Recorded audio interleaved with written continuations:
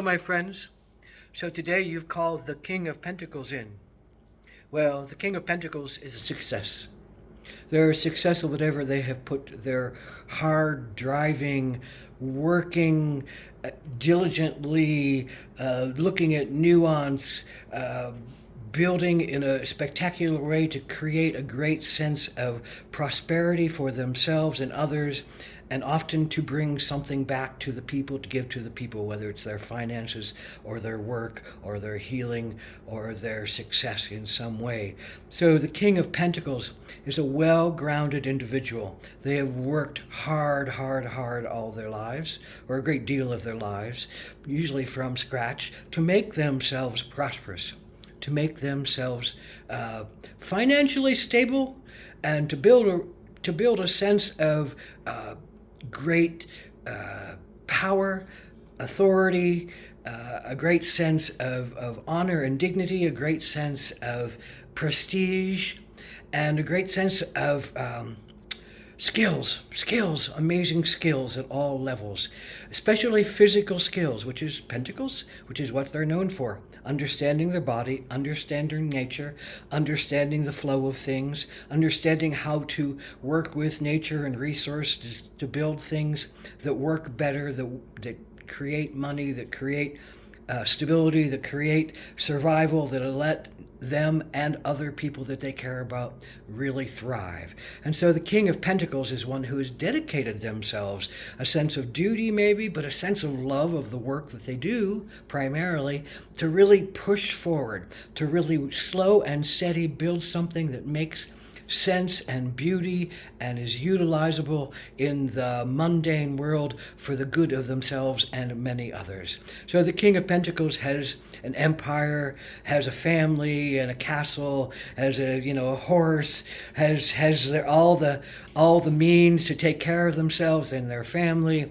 They're really at the end of a line of work, and they're very satisfied by it, and they're very accomplished in it, and they've done all the work that they can in it, and they can look back with a sense of relief and pride and a great sense that they've created something for others, and that now they're willing to give themselves in their advice, give themselves in their authority, give themselves in their kindness and their generosity out to others. Their deeds are very important. They often don't have the right words, so their deeds are what's important. What they do in the physical world to show you that they love you is very important.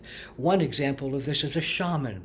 And a shaman, king of nature, understands animals, talks to animals, understands plants, can heal with plants, understands how to put their energy into something and create a magnificent flow between heaven and earth and heaven, and shoot this energy out for healing. They understand how to, like the king with his horse, they understand how to ride horses, but more importantly, they understand how to use that horse for conveyance into the spiritual world, to go get information. Often their drum is a horse hide, and that drum beat, that hoof beat, will take them and others into the trance, to go to the other lands, to go to the other places, to get wisdom and bring that information back for the good of the people. So the King of Pentacles, the shaman of earth, highly empowered. Now, kings and shamans both rely on their empires, sustaining themselves. And usually the king's empires and the shaman's empires do sustain themselves because they've done the work.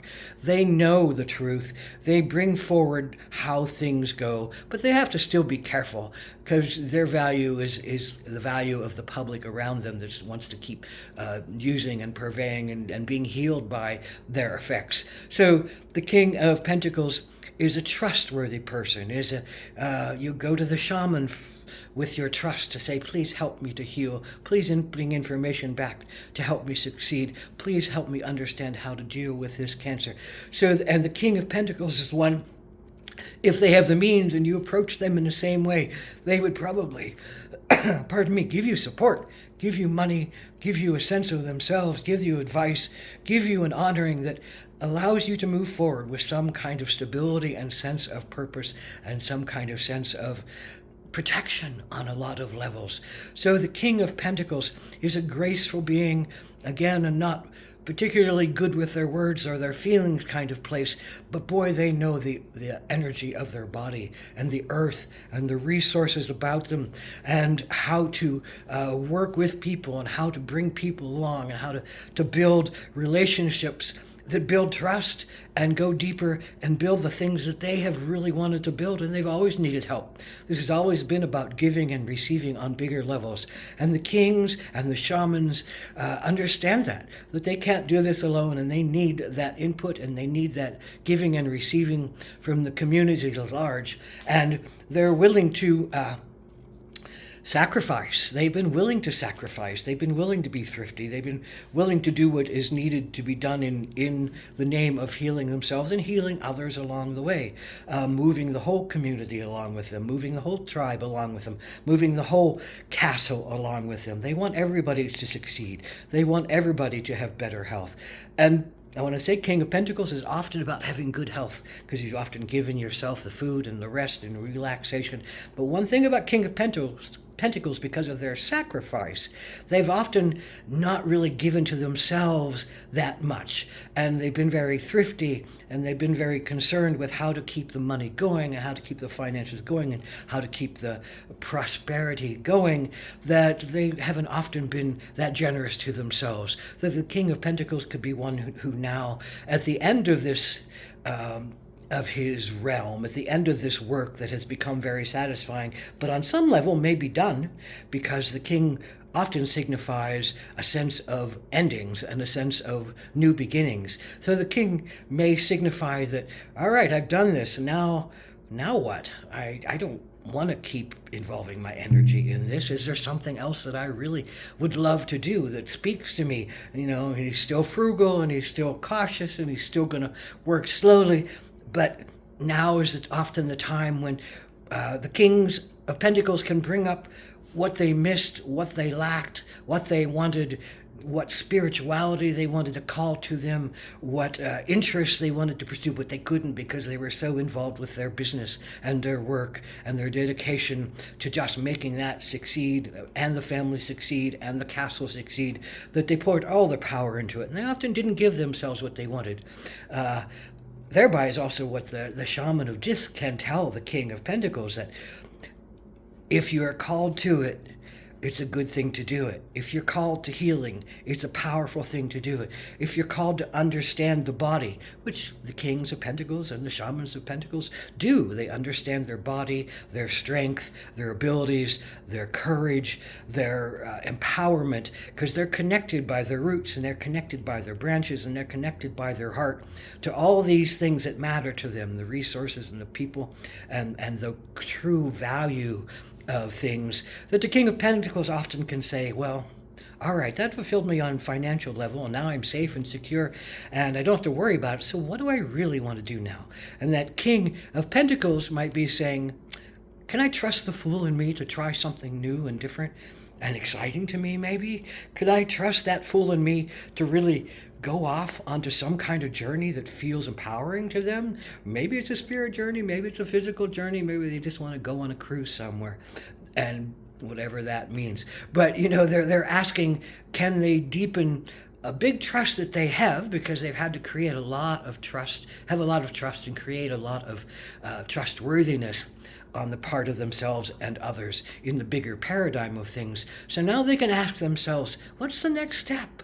What really can call to me and fulfill me and make me feel even more of a connected, loving being than I already am? And they're loving, and they're kind, and they're devoted, and they're good lovers, and they're good partners, and they'll create stable relationships, and they'll take care of their health, and they'll talk to you about how to take better care of your health.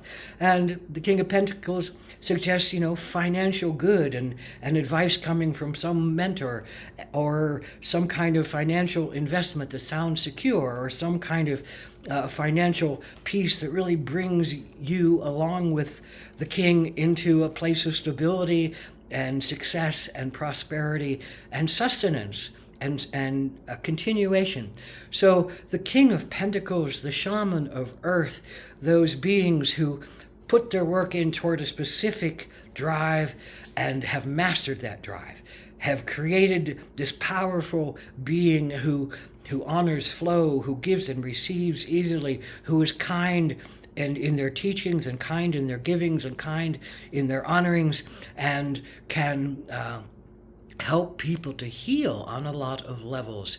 So the upright king, the positive king figure, the beneficent king figure, taking care of his realm, sharing wisely, sharing kindly, pulling people up, recognizing the honor and the dignity in others along the way, that they can also pull them in and create a very beautiful and valid working situation where people feel respected and honored and given proportionately to where they are in the realm of finances or in the realm of goods or services. So the king is one taking care, as well as the shaman of earth is one taking care of the people. And it's this good-heartedness and this connection to spirit that is so important, that giving and receiving, that healing that goes out and comes back to them. That is very important. And now that the king might have created his empire, might not now be fulfilling his spiritual needs, but it fills his financial and security needs. So now the King of Pentacles could look at themselves and say, I want to try something that really feeds my heart and soul and spirit now.